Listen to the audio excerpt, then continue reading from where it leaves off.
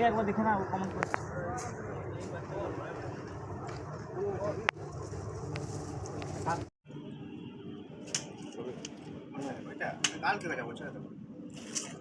কালকে যাবো ছেড়ে দাও।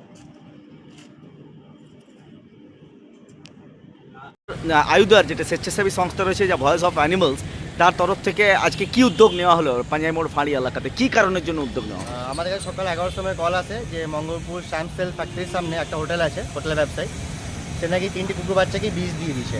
তো আমরা তৎক্ষণাৎ পৌঁছাই ওখানে, পৌঁছে নিয়ে দেখি যে 2টো বাচ্চা অলরেডি মারা গেছে, আর একটা খুব ক্রিটিক্যাল কন্ডিশন, তার ট্রিটমেন্ট এখনও চলছে। তো আমরা ট্রিটমেন্ট করলাম, বাচ্চাটার কন্ডিশন খারাপই আছে, জানা জানা বাঁচবে কি বাঁচবে না।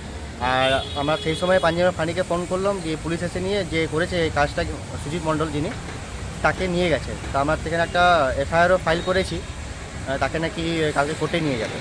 কি নাম যে অভিযুক্তর, কি নাম? অভিযুক্ত নাম হচ্ছে আপনার সুজিত মণ্ডল। কোথায় হোটেল ব্যবসা করেন? ওনার মঙ্গলপুরে শ্যামসেলের উল্টো দিকে ওনার হোটেল আছে। আচ্ছা। উনি নাকি ওখানে চপ ফপ ভাজেন, ওই চপের মধ্যে ইঁদুর মারার বিষ দিয়ে ওনার খাই দিয়েছে। আচ্ছা, তো এটা কত সময়, কোন সময়ের ঘটনা এটা? এটা মানে কালকে রাত্রে এটা হয়েছে। আর ওখানকার লোক আমাদের সকালেই জেনেছে যখন, তখন আমাদের কল করেছে ওখান থেকে। আমরা তৎক্ষণাৎ ওখানে পৌঁছে আমরা এইরকম দেখতে পাই, এবং একটা 2টো বাচ্চা মারা গেছে, আর একটা খুবই শোচনীয় মানে কন্ডিশনও। এরকম যারা এরকম কর্মকাণ্ড ঘটায়, যারা সারমেয়দের এরকম বিষ দেয় বা মারামারি করে, তাদের এগেনস্টে আপনারা কি মানে কি স্টেপ নেবেন?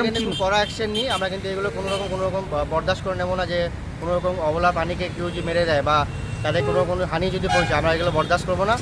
তাদের জন্য আমরা পুরো শক্ত অ্যাকশন নিই, আমরা যতটা আমাদের পক্ষে অ্যাকশন নেওয়ার ইয়ে থাকে।